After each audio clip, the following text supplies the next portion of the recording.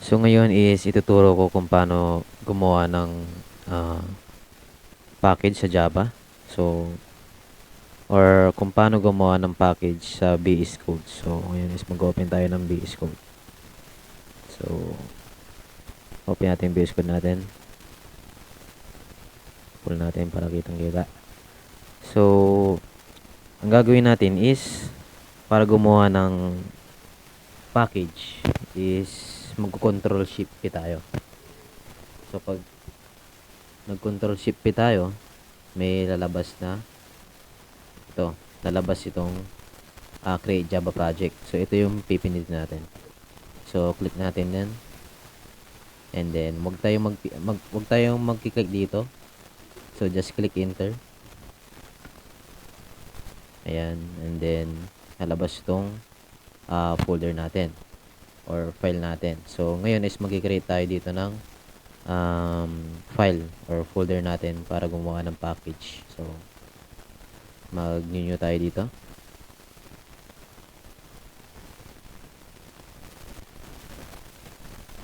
New.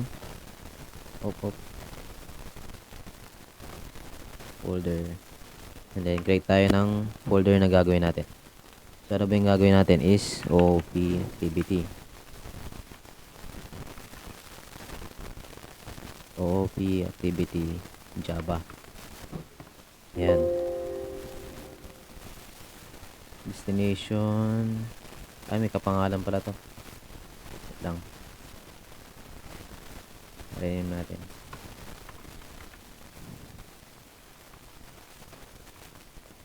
Ayan.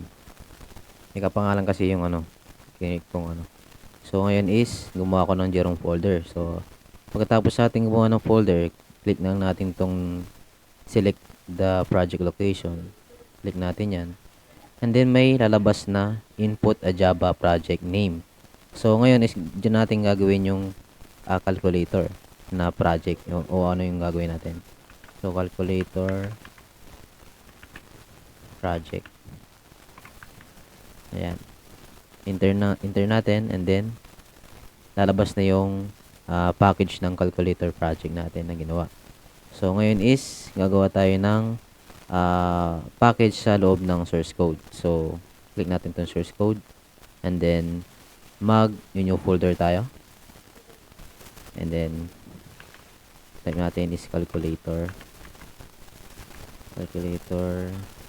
B1. Ayan. And then gawa tayo ulit ng B2 and B3. Yes, ano lang natin to. Ayan. Calculator B2 muna.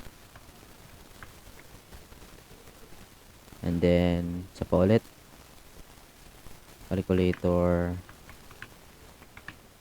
B3. Ayan na.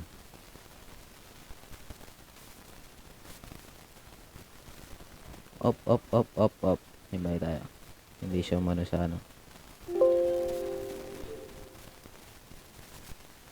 Hindi siya umano sa folder. Dapat ano yan eh.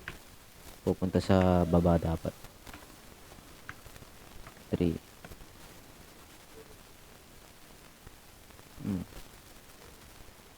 Hindi siya na bumaba.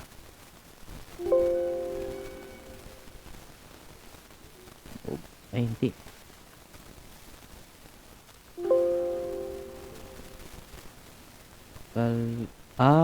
Mali pala yung spelling ko. Kaya pala. Rin natin. Kulang ng L. Calculator. Kaya pala di bumaba. Ayan, bumaba. Dapat bababa siya kasi B1, B2, B3.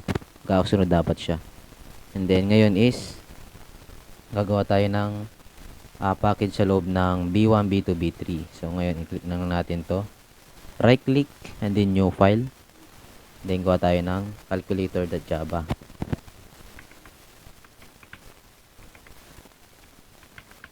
Ayan. Enter. And then, right click ulit. New file. And then, main.java.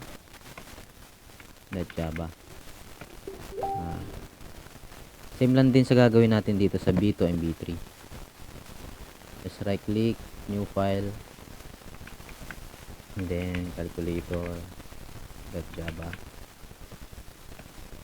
and then isa pa ulit, new file again, and then main.java,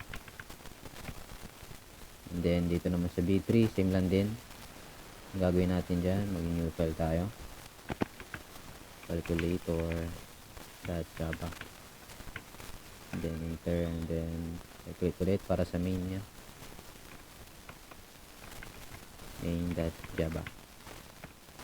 So ngayon is tapos na tayong gumawa ng package ng calculator B1, B2, and B3. Yan, nag-ano na siya, nag-opening check dito sa siya. So ngayon is yan, dito yung mga ano nya.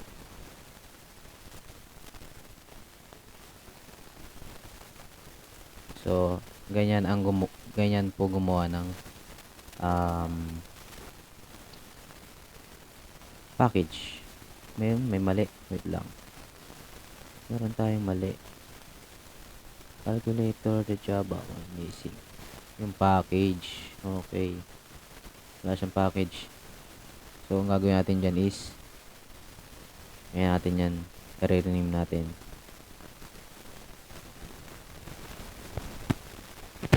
I-rename natin ng calculator.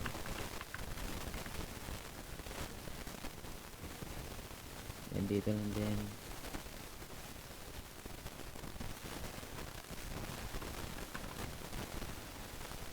kasi wala pa siyang ano. Ito, katulad nito, dapat may calculator. And ito, tingnan din sa gagawin natin ito. Calculator, yung package niya, dapat may package. Gawa natin ng package yung ganito.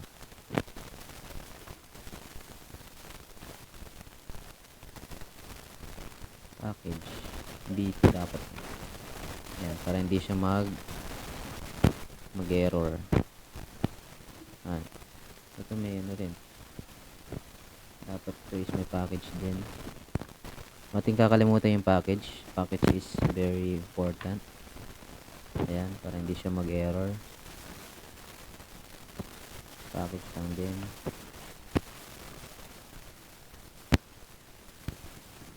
Package.